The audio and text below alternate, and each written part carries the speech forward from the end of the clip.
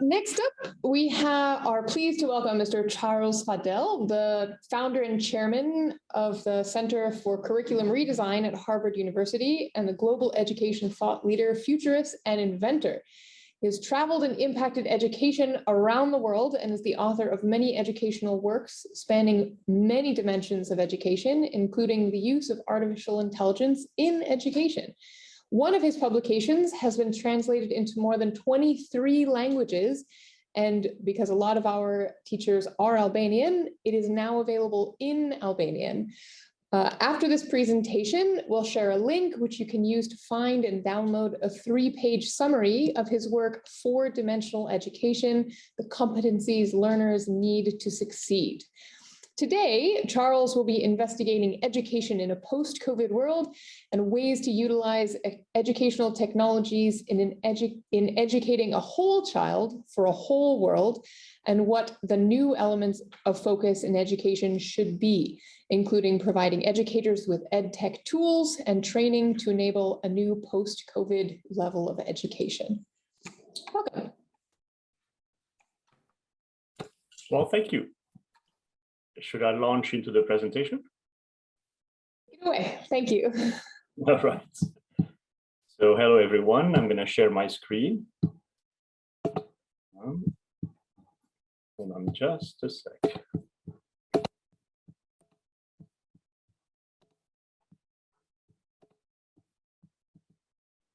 There we go. Is it visible by all?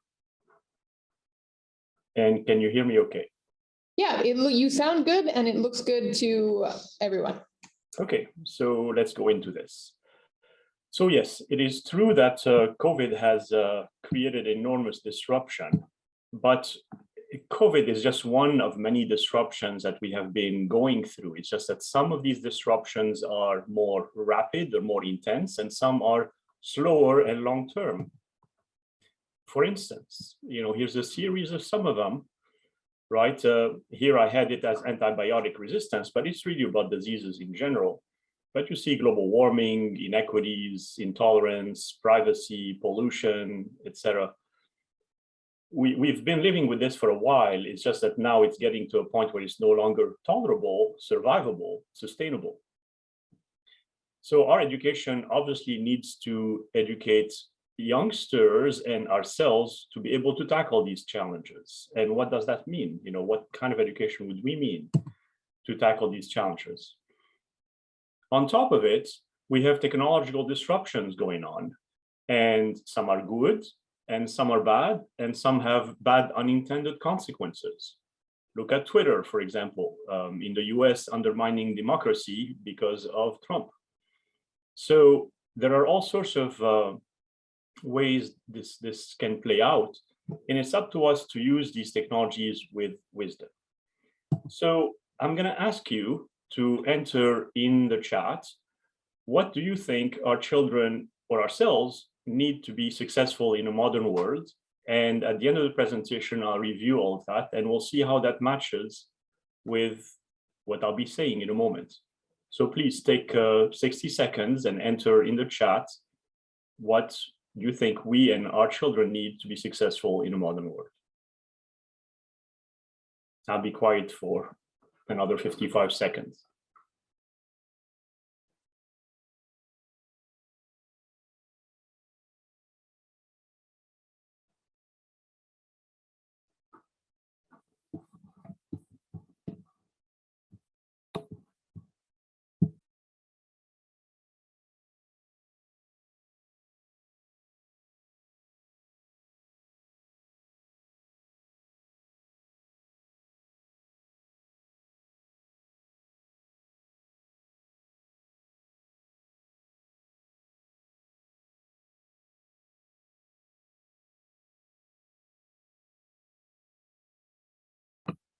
Okay, perhaps not an entire 60 seconds, given that I see already 99 plus answers. So let's continue on. We'll review what you've entered at the end of this presentation. So of course, the screen has frozen here. So give me a second to stop share and reshare.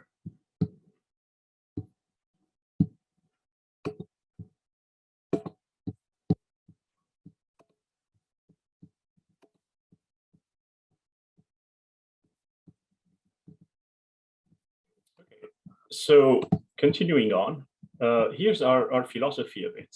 We obviously have no idea of how to predict the future. We can see trends, but we don't know how they're going to play out. And so, in our opinion, the first thing that one would have to pay attention to is versatility. If you don't know what the world has in store for you, why wouldn't you be prepared to anything that can show up? So you have all the tools, not necessarily the best possible tool, but a complete array of tools. And then as the situation unfolds, you can sharpen that tool to become better. So that means, from an educator perspective, it's science, technology, engineering, math, and humanities, and arts, and competencies, and so a lot of ands, not ors. This is not particularly new when it comes to 21st century skills. We've been talking about them since my book in 2009.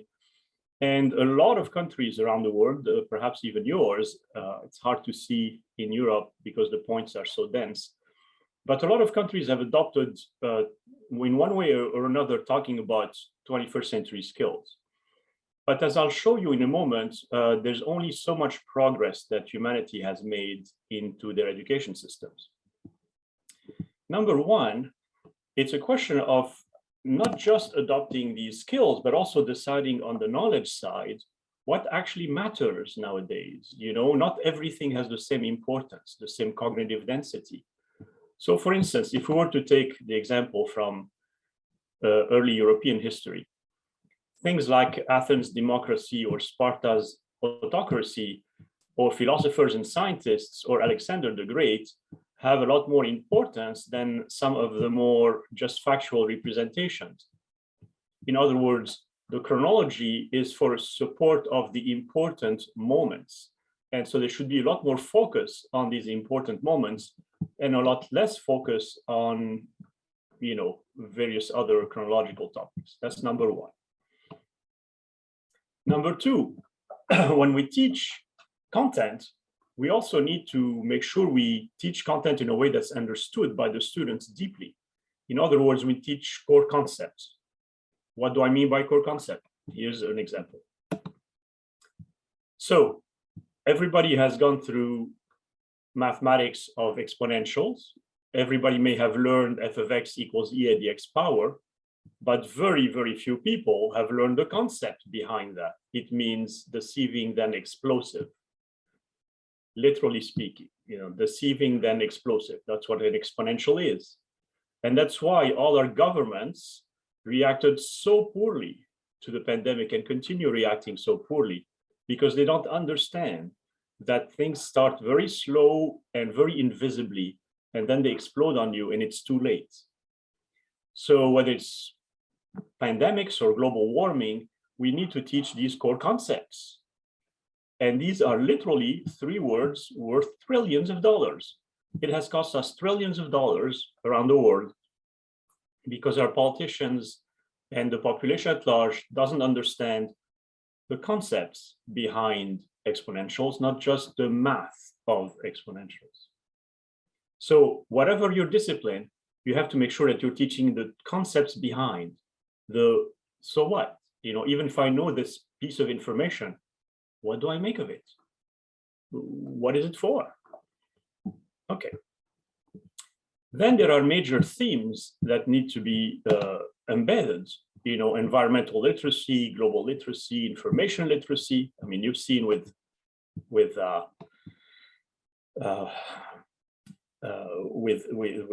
fake news how important information literacy has become. Civic literacy, how do we become good citizens of our country and not try to undermine our own country?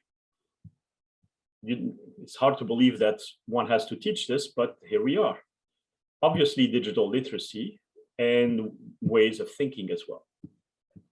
And these need to be embedded as examples through your disciplines. So as you teach history, you talk about environmental issues going back to Mesopotamia, etc. All these things can be used as examples throughout your teaching. Then there are modern disciplines that we need to teach. It's not sufficient anymore to teach math and science and language and so on. There are disciplines that need to be taught now because they're important, and they have been left behind because the establishment has paralyzed progress in this direction. Basically, what we have to teach takes up all the time and does not leave time for these modern disciplines, like entrepreneurship. Entrepreneurship is the job of the future, right? Technology and engineering. A lot of jobs are related to technology and engineering. Why don't we start earlier than college? Social sciences. If it's important to understand ourselves and others, why don't we teach psychology, sociology, anthropology in schools? Wellness, etc. Why don't we teach these things? Because we have too much already to teach of the old disciplines, and we need to clean them up. Clean up the old disciplines, add the core concepts, and add these modern disciplines. On top of it, clearly as educators, you know that you're trying to develop skills like critical thinking and creativity and communication and collaboration. Also as educators, you know very well that you are an example to the students. It's going to help build their character, from curiosity, which you're trying to evoke, and motivation and so on, to resilience for COVID and beyond COVID, to ethics and leadership and so on. And then lastly, they need to learn how to learn, because they're not going to be always in your classroom. They're going to be adults. They're going to have to keep on this habit of learning and be happy with it and not feel that it's a burden to them. It's a necessity for the rest of their life. So yes, we have to pay attention to all these things, and that's why this framework that we have created that summarizes it all. Right, so you have modern and modernized disciplines, you have interdisciplinarity, you have the skills, you have character, you have meta learning, and of course, don't forget psychomotor for those of you who are in performing arts or in physical education. Which forces our governments now to ask the difficult question: what do we remove? And the trick here is to remove things without collapsing the edifice. So if you've played with your children this game of Jenga, that's the trick here. How do we remove the elements that are not load-bearing? And so that's a difficult thing to do, because it requires a re-examination of every single line item in the standards or the curricula. It's not just that, say, we can remove this big piece. No, it's more fine-grained than this. We have to ask at every line item, do we really need this nowadays? Do we really need to teach long division if we have electronic tools and better means to do so? Should we teach long division, or should we teach estimation? At what age can a child understand the algorithm behind a long division? Not so young, etc. A number of things like this have to be asked, and then you decide what to do. Now, this is very, very difficult to do, because no two people are going to agree. You're going to have your own biases, your group's biases. Your group is always going to be looking at somewhere else in the world, thinking that someone else has done a better job. You're going to have your local politics to deal with, from your parents to your politicians. This is hard to do. And we've done it for mathematics. It took us 3 years of work with Australia. And if you go to our website, you'll see it's under modern mathematics. You'll see that under curriculum and standards. And we're doing the same with world history, with physical education, etc., all the disciplines. One by one, we're going and curating, paying attention to what we should remove, what we should keep, what we should augment, what we should emphasize. So it's not, it's very careful and deliberate.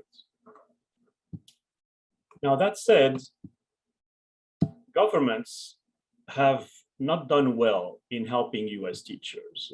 They have basically, we have done this study here with Brookings. You see the URL at the bottom. We have done this study with Brookings showing a number of countries and seeing whether or not they have the completeness of the competencies, and they were helping you teachers with pedagogy and assessments. Well, we found that out of 25 countries represented here, not a single one, not even one, offers pedagogy or assessments. And sometimes they forget even an important element, like Finland doesn't mention curiosity in its documentation. So you are left basically on your own. You're told these things matter, and you're sometimes given a number of PDFs and say, you know, you're a teacher, just read through all of this and you figure it out. We're saying that's not fair. It's way too complicated for a teacher to pay attention to all these things. Somehow you're supposed to pay attention to knowledge, what's essential, think out the core concepts, the interdisciplinarity. You're supposed to pay attention to competencies. You're supposed to pay attention to pedagogies, like what is the right instructional strategy? Where do I find good projects to do with my students? What formative assessment can I use? And somehow you're supposed to magically, all on yourselves, by yourselves, figure all these things out and then go in your classroom. We say that's unfair. We say that that's why we're creating mechanisms to help you with technology. And so the analogy is this. It's absolutely not replacing the teacher. The teacher is more essential and their expertise is more essential than ever, but you cannot carry all these loads by yourselves. So we're building basically the equivalent of an exoskeleton, so you can carry heavier loads by yourselves. What does this mean? What's this exoskeleton about? Well, first of all, it is professional development. We're developing courses on how do you embed these competencies in the disciplines. We're developing new standards and curricula. That's a lot of help. And part of the professional development will be things like this, where we can do deep dives with you, where you can be a language teacher or science teacher and learn how to embed critical thinking in your discipline, or collaboration in your discipline, or curiosity in your discipline, etc. Where it matters and which disciplines are best equipped to deal with the competencies we're talking about. And so how do we do all of this? It is obviously overwhelming to come up with all of this. We are preparing a number of teacher support databases. So imagine a database system where you select your discipline. It will automatically populate which competencies make sense. You select, let's say, history and collaboration. It will automatically populate which instructional strategies are best. And then you can design your lesson plan with all of that information in front of you. So we're giving you a lot of help to help you design these lesson plans. The databases will also have examples from other teachers, so you can see how they've done these things. And of course, this is coupled again with the professional development, where we will have a synchronous and asynchronous series of sessions where we teach teachers how to do all of this. Then you'll be able to focus on your local adaptations, on each student, on the classroom issues, etc., etc. We're really asking teachers to be superhuman. It's not just extremely amazing individuals, but superhumans. So we're saying, let's take the superhuman out of this consideration. It makes no sense. Let's equip amazing humans with the exoskeleton that it takes to be able to succeed. And again, that means professional development and the databases. Now you're thinking, Charles, this is good, but what about assessments? Well, we are developing also assessments. But before I go any further, let me remind you, there are really 4 levels of what we're trying to do here. The first level is, are you convinced, or is your country convinced that this is the right thing to do? For more than 110 countries, 125 countries, whatever, yes, they all have that one way or another. in their documentation that these things matter. So I'll refer you to this. That's good. Our country is trying to a certain extent to do something about these things. More or less, rather less than more. They're telling you, sometimes they're giving you PDFs or whatever, and then they let you figure it out. Okay. We're talking here about the third level, helping you come up with quality lesson plans. So what I've been describing here for professional development and for those databases is about helping you get to the quality level of what you teach. Then there's assessments. But even if we got you just to the third level, that's already so much better than what is being done around the world. The fourth level with assessments, to know whether the students have understood and internalized what you've taught them, is very sophisticated. And again, we're using technology to come up with a mechanism that will capture all this information while the students are doing projects, working on a document, interfacing with you, and then displaying it to you in a very simple way. So you understand where the class is and where every student is. I didn't want to show you slides about this because it's a bit overwhelming if I present it in the state it's in. But just be confident that in a year, we will have the assessment mechanisms as well. So for the time being, if I were you, I would focus on improving my art and trying to make sure that I'm trying to do better than what the country is giving me means for. And so I try to get to a quality level in this teaching as soon as I can. And then eventually help will be on the way with more professional development and more assessments. So right now, embrace the change, accept its necessity, do your best. There's absolutely nothing wrong in doing your best. This is a very, very good first step. And then over time, we will all work together to sophisticate this learning. And I love this quote by Nelson Mandela for that reason. When you hear about how much we need to improve education, it seems absolutely impossible. But you are teachers. You are already used to doing the impossible every day. Every day you have to educate 30 students with the parents on your back, with the administration on your back, and all the problems that the students bring in the classroom. And you manage. And now you have to manage with the pandemic on top of it. And so you are modern heroes, and we are here to help you become better, to serve the students better, because we know that's the vocation you have as teachers. And so with that, I will stop the presentation. I'll be happy to take questions.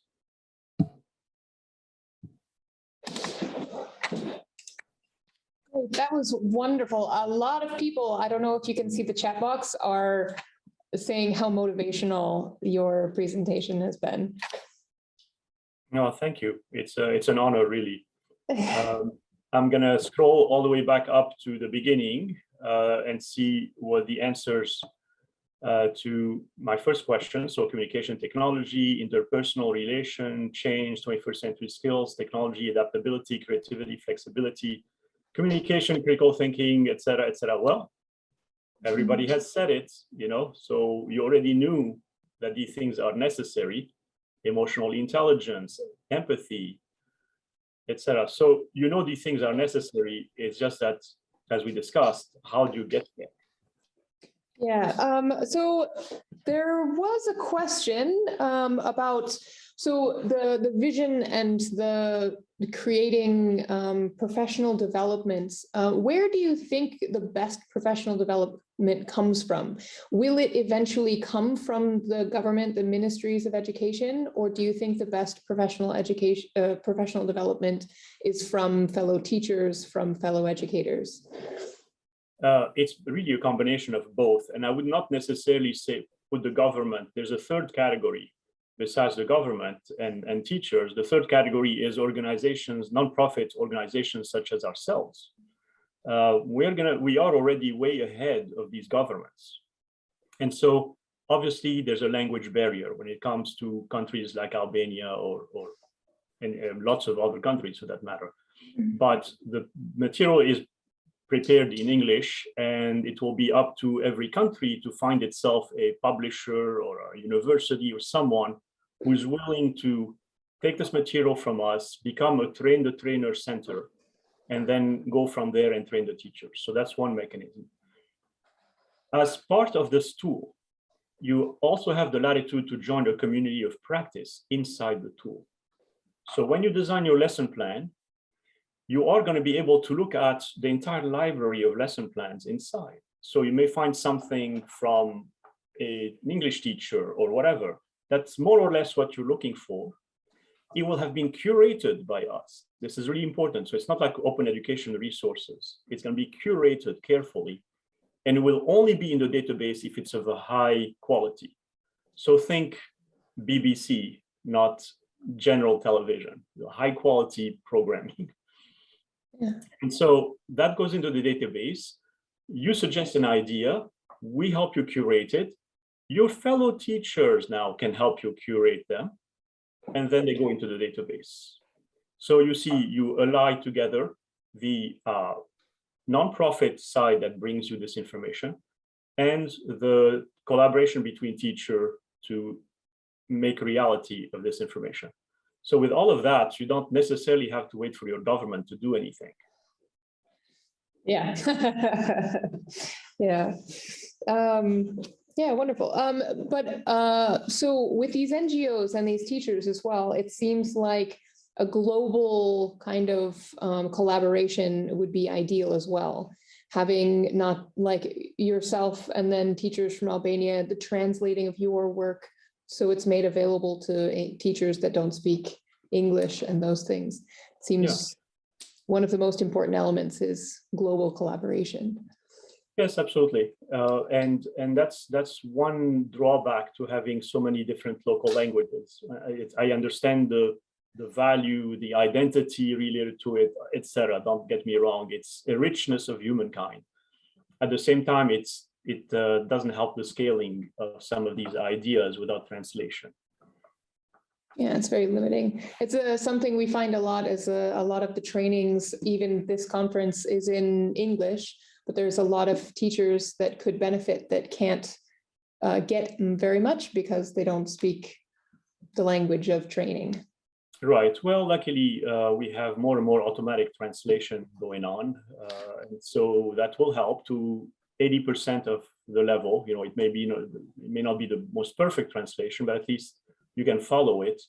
Over time, it may get to 95%. And 95%, I'm sure human translators don't do any better, quite honestly. Yeah, one of the things to look forward to, modern technology. Yeah, well, you know, I'm bilingual myself. French was my first language. And every time I'm listening to translators, I'm like, oh, I'm not sure I would translate it this way myself, quite honestly. So, yeah. Yeah, that's always the problem with like videos like Netflix or the subtitles that they come up. The native speakers always find mistakes, let's say. Exactly. Yeah. On the other hand, it is good to hear a language undubbed in its original form, particularly if you're trying to learn a language. I mean, when I was young, and this is valid for you teachers who speak only moderate English, I learned English by reading Mad Magazine and the Peanuts. So, you know, you can take popular press and read and learn by yourself. You don't necessarily have to just go through the official channels. Yes, yeah. Well, wonderful. Thank you very much for your very interesting and motivating presentation. We really appreciate it here. My pleasure. I see there are 2 or 3 questions. Do we have time, or should we? Some of the questions were from earlier presentations. We didn't have a chance to ask. A couple of people are just asking if you will share your presentation for us to share with the. Yeah, absolutely. Great. So we'll include that in the post report as well. Super. Okay. Thank you so much. Have a wonderful day. We look forward to seeing you again. My pleasure. Next time, hopefully, please, in Albania. Yes, you're always welcome. Right. All Bye-bye, right. everyone. Bye.